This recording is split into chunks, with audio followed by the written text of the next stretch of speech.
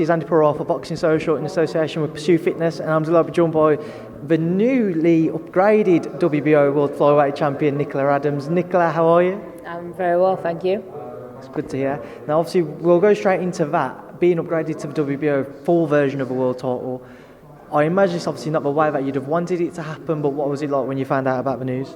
Yeah, I was really happy when I found out the news. Like, great, I'm a world champion as a pro, but I also wanted to get in there and really win it myself. So it was, I was a bit gutted, but I was happy at the same time. But now that I'm able to get my chance to unify, hopefully on the 27th of September, I'll really feel like I can call myself a champion.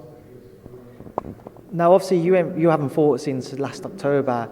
You were supposed to fight on the Royal Albert Hall show, and you picked up an injury, so you had to withdraw from that. Just talking about your inactivity over this past year, though, how come it has taken this bit longer to get back out there? Yeah, so the fight was initially supposed to be with the champion in July, and that's when we first heard about the car accident.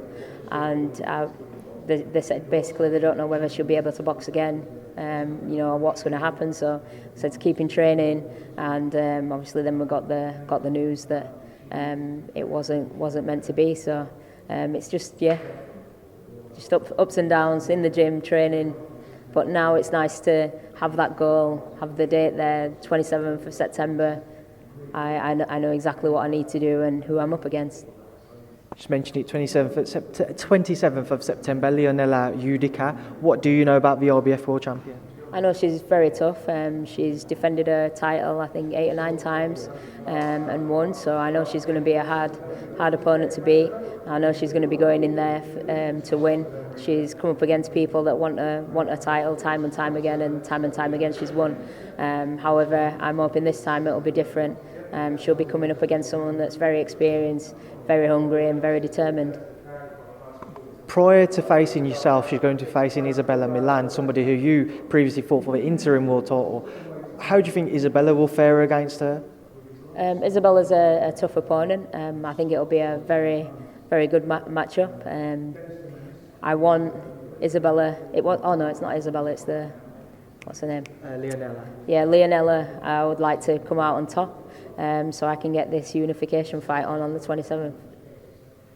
Do you feel any added pressure because of the fact that obviously you're 36 now, going into it? I don't know how much longer you want to box for. Do you feel any added pressure to pick up the titles as quickly as possible?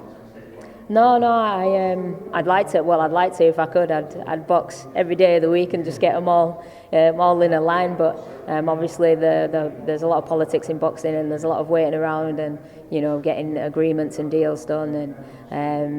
But I'm hoping the next 2 years I can get the next few titles that I'm missing, like Thanos, just collecting them all.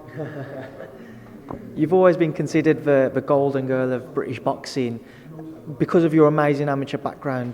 Have you maybe reached that point where you want to shake off the amateur pedigree that everyone continues to talk about and show everyone your professional standing, and that you can build your own profile as a professional rather than just living off what people think about you from your amateur days? Yeah, definitely. I do believe when I win on the 27th of September and I become the unified champion, I think that's when people will think, yeah, you know what, she's a real professional boxer now.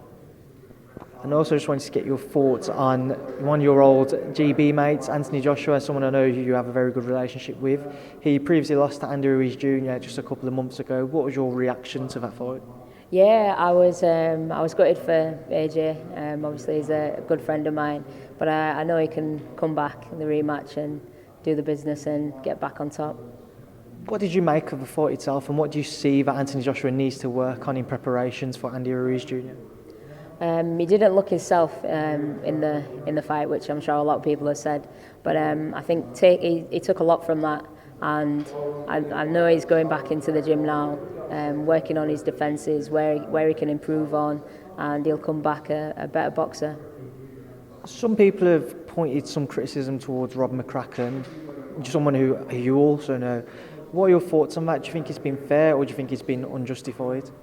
Yeah, it's as soon as, I think the same happens with everybody. As soon as an opponent comes up against a loss, it's, oh my God, right, they've got to get rid of the trainer. It happens all the time. Rob McCracken knows AJ inside out since the amateur days, so he'll know exactly what Anthony Joshua needs to do.